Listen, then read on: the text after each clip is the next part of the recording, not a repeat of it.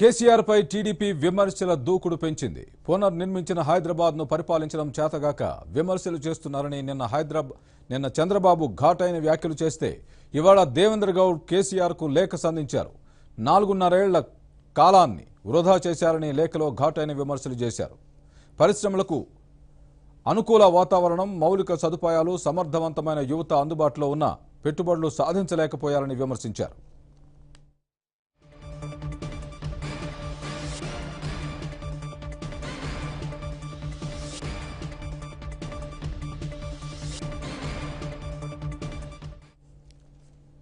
బంగారు తెలంగాణ పేరుతో అనైతిక పనులకు పాల్పడ్డారంటూ లేఖలో ఆరోపించారు. సాగునీటి ప్రాజెక్టుల రీడిజైనింగ్ పేరుతో ప్రజాధనాన్ని కొల్లగొట్టారని కూడా లేఖలో దుయ్యబట్టారు.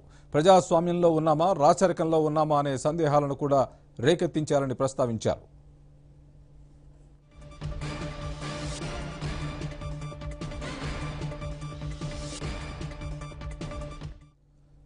ప్రజాస్వామిక మౌలిక సూత్రాలకు విరుద్ధంగా కులాల పేరుతో విభజించు పాలించు సూత్రాన్ని అమలు చేశారని లేఖలో విమర్శించారు.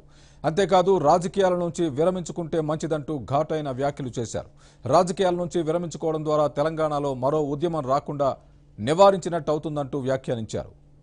సంపూర్ణ ఆరోగ్యంతో ఉండాలని ఆకాంక్షిస్తున్నానంటూ లేఖను ముగించారు.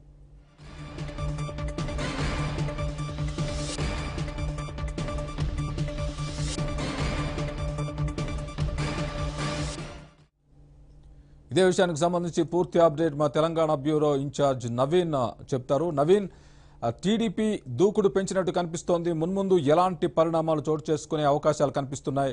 ఇప్పుడు దేవేంద్ర గౌడ్ రాసిన లేఖను ఏ విధంగా చూడాలి? సో దీన్ని పూర్తిగా రాజకీయ కోణంలోనే ఈ లేఖను మనం చూడొచ్చు స్వామి. ఇప్పటికే దేవేంద్ర గౌడ్ ఆ టీడీపీలో సీనియర్ నేతగా ఉన్నారు. ఆయన రాజ్యసభ సభ్యుడిగా కూడా ఆయన సేవలు అందించినట్టు పరిస్థితుంది. ఆయన కుమారుడు వీరేందర్ గౌడ్ ప్రస్తుతం ఉప్పల్ అసెంబ్లీ నుంచి పోటీ చేయబోతున్నారు. సో ఈ రోజు దేవేందర్ గౌడ్ కేసీఆర్ కు ఒక లేఖ కూడా రాశారు. ఈ లేఖలో ప్రధానంగా ఆయన యోగక్షేమాలను తెలుసుకుంటూనే కేసీఆర్ వ్యవహార శైలి పైన, ఆయన వ్యక్తిత్వం పైన, ఆయన ఏదైతే మంత్రులతో ప్రవర్తించేటువంటి విధానమే కావచ్చు, ఇతరత్ర అన్ని అంశాలను కూడా దేవేందర్ గౌడ్ ఈ ప్రధానంగా ఈ లేఖలో పేర్కొన్నటువంటి పరిస్థితి కనిపిస్తుంది. యువతకు అవకాశం కల్పిస్తూ కేసీఆర్ రాజకీయాల నుంచి వైదొలగాలని చెప్పేసి కూడా దేవేంద్ర గౌడ్ ఈ లేఖలో ప్రధానంగా స్పష్టం చేశారు. అలానే కొన్ని ఘాటైనటువంటి విమర్శలను, ఆరోపణలు కూడా దేవేందర్ గౌడ్ ఈ లేఖలో కేసీఆర్ కు సంధించినటువంటి పరిస్థితి కనిపిస్తుంది.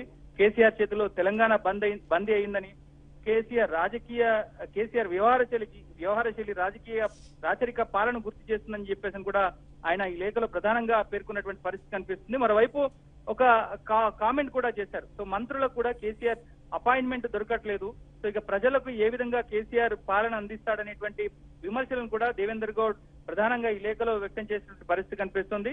సో సమైక్య రాష్ట్రంలో కూడా తెలంగాణ అభివృద్ధి కోసం తాను ఇంత పరితపించాను, సో కేసీఆర్ తీరు తెలంగాణ ప్రాంతానికి తలవంపులు తెచ్చే విధంగా ఉందని చెప్పేసి కూడా దేవేంద్ర గౌడ్ చాలా పలు అంశాలన్నింటినీ కూడా ఈ లేఖలో పేర్కొన్నటువంటి పరిస్థితి కనిపిస్తుంది. మరోవైపు ఎన్నికల నోటిఫికేషన్ వస్తున్నటువంటి సమయాన సో ఇలాంటి లేఖలే కావచ్చు, రాజకీయమైనటువంటి ఆరోపణలు, ప్రత్యారోపణలతో తెలంగాణలో రాజకీయ వేడిని రగిల్చేటువంటి ప్రయత్నం టీడీపీ చేస్తున్నట్టుగా మనకు తెలుస్తోంది. ఇది పూర్తిగా రాజకీయ కోణంలోనే ఆయన దేవేంద్ర గౌడ్ కేసీఆర్ కు లేఖను రాసినట్టుగా మనం అర్థం చేసుకోవచ్చు స్వామి. టీడీపీ ముందు ముందు వ్యూహం ఏ విధంగా ఉండే అవకాశం ఉంది దీన్ని బట్టి చూస్తే? సో ఇప్పటికే తెలంగాణలో టీఆర్ఎస్ ఒక విడత ప్రచారాన్ని కూడా పూర్తి చేసింది. సో టీడీపీ అధ్యక్షుడు చంద్రబాబు నాయుడు కూడా త్వరలో తెలంగాణలో ఎన్నికల్లో భాగంగా ఆయన ప్రచారం చేసేటువంటి అవకాశాలు స్పష్టంగా కనిపిస్తున్నాయి. సో మరోవైపు తెలంగాణ టీడీపీ నేతలు కూడా టీఆర్ఎస్ ప్రభుత్వం పైన తీవ్రమైనటువంటి విమర్శలు చేస్తూ వస్తున్నారు. కేసీఆర్ ను టార్గెట్ గా విమర్శలు చేయాలని చెప్పేసి కూడా టీడీపీ భావిస్తోంది. సో దానిలో భాగంగానే దేవేందర్ గౌడ్ ఈ లేఖ రాసినట్టుగా మనం చెప్పుకోవచ్చు స్వామి.